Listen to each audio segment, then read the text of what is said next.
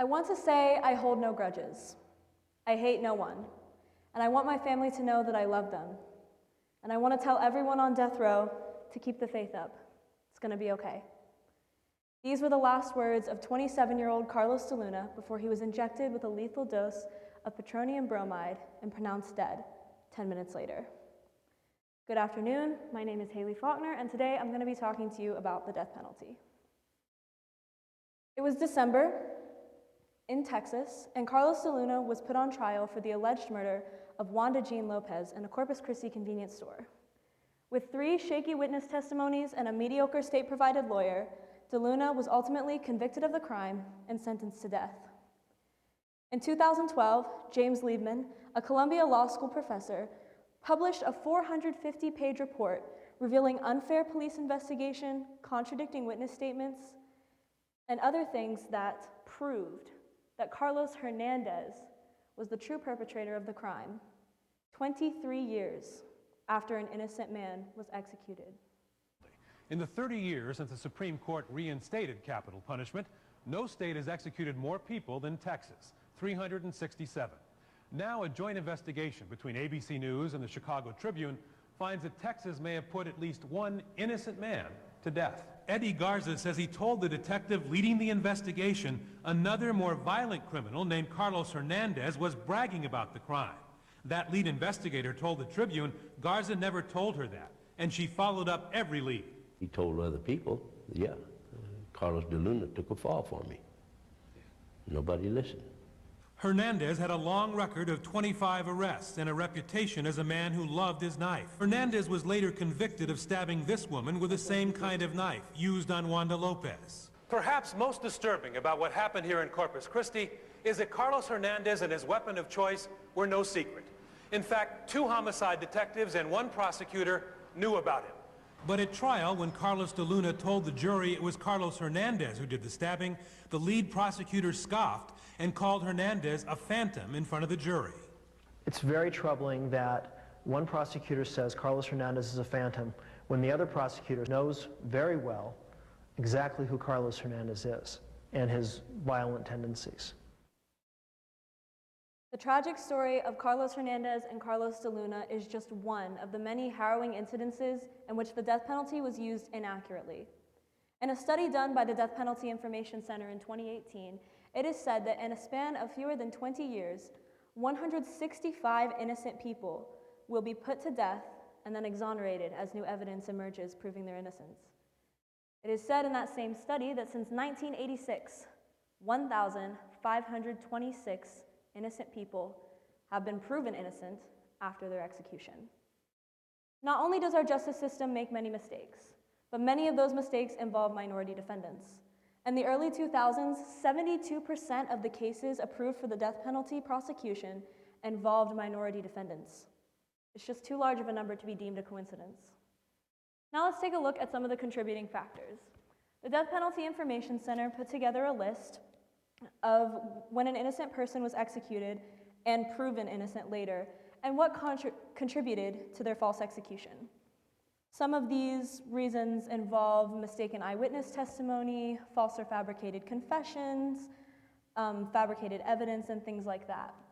But notice that the 2 most prevalent, both at 80% of these cases, went the wrong way because of liars. And we're not just talking about the average citizen that lied.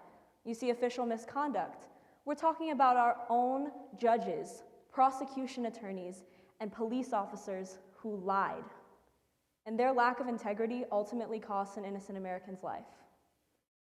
A general misconception among many people is that the death penalty is simply cheaper than life in prison. This isn't true. Jim Maddox is the Texas Attorney General, and he states that it currently costs 3 times as much, more than $2 million per inmate, to carry out the death sentence than it is to keep an inmate in prison for 40 years. In other words, just lock them up and throw away the key. And these numbers, they're not getting any smaller. In New Mexico, $72.8 million was spent in less than 2 years on the death penalty. In Nebraska, $14.6 million, and in Oregon, $2.3 million.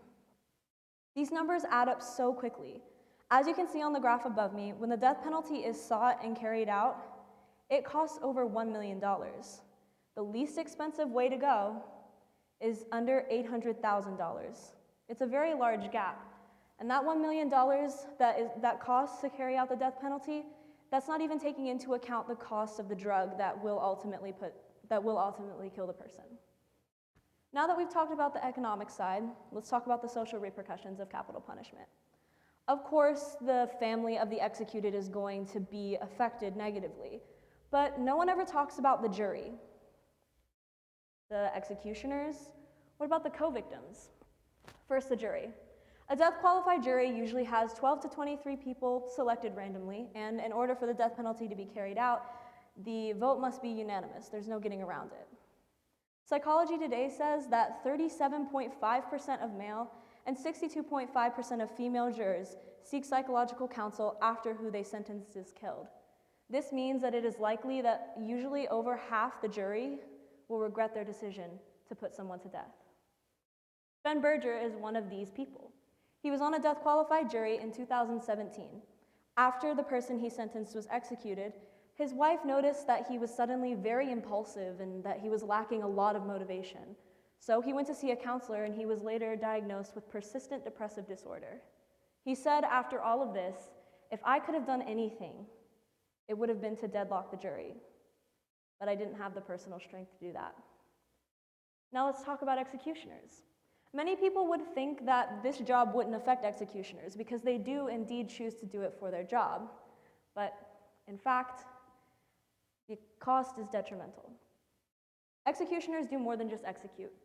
They're the ones who watch the inmate for their last 24 hours, making sure that they don't commit suicide. They are the ones to pull the inmate away from their families as they say their final goodbye. They are the ones strapping the inmate to the gurney, holding them down if they struggle, and then they will inject them. And then they will stay and wait and confirm that the inmate is dead. The average execution takes about 10 to 16 minutes. The longest recorded execution was 5 hours long. This job is so horrible, so traumatizing, and people know that. In fact, in many states, it's very common for psychological counsel to be given to executioners by the state, because 31% of executioners struggle with post-traumatic stress disorder, 15% struggle with some form of depression, 26% struggle with obsessive-compulsive disorder, and a disturbing 51% of executioners struggle with suicide. One man who executed 62 people in his career said, "You can't tell me that I can take the life of people and go home and be normal. I'm sorry." Now let's talk about the co-victims. The co-victims are the family of the murder victim whose murderer is being executed. Many people think that this would give them some kind of closure, that they would understand that the person that hurt their loved one is dead. But only 2.6% of co-victims report finding closure after the execution.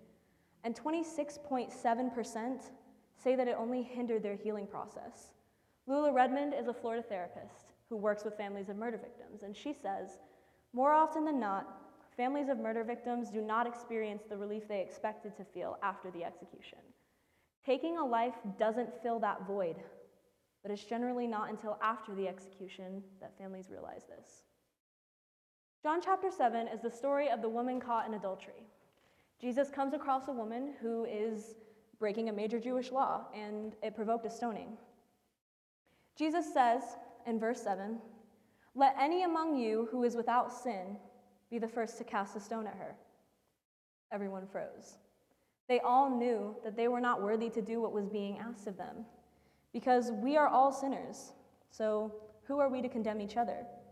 Jesus saved this woman from an execution. To me, this debate is about the difference between Christ's call to forgiveness and the powers of the state given by God. This debate is not just about capital punishment. Those Christians who support capital punishment argue that Jesus was talking about heavenly realities, not earthly matters that governments have to deal with. Christians who oppose the death penalty say that being a Christian means bringing heavenly realities to here and now, bringing Jesus' forgiveness here. Just as Matthew 6:15 says, "For if you forgive men of their trespasses, so will your heavenly Father forgive yours." But if you do not forgive men of their trespasses, neither will your heavenly Father forgive yours. In many Old Testament records, the death penalty is used by God, but many laws in the Old Testament change. Just alike, the sacrifice of animals was no longer required after Jesus' death. Christ's death on the cross fulfilled the requirement for blood. His death made it unnecessary to execute murderers to maintain human dignity and human value. The crucifixion forever established human value and the sanctity of life. Jesus erased the need for capital punishment with his death on the cross and resurrection. I'd like to end by giving us a moment to respect and honor people that have been wronged by this system. Troy Davis, he was executed in 2011 and proven innocent in 2017. His last words were, "To those who are about to take my life, may God bless your souls." Gary Graham, sentenced at the age of 18 and then executed in 2000 at the age of 20. He was proven innocent in 2001 and exonerated then. His last words were, "Keep marching. I have faith that one day racism will be no more." Cameron Todd Willingham, executed in 2004 and proven innocent in 2010. His last words were, "Please clear my name. I did not kill my children." Larry Griffin, executed in 1995, exonerated in 2005. He had no last words because he was apparently petrified with fear. These names have been buried in a desperate attempt to hide our justice system's flaws. We must realize that this is an epidemic killing innocent Americans. Don't let the innocent people on death row today become another statistic. Thank you.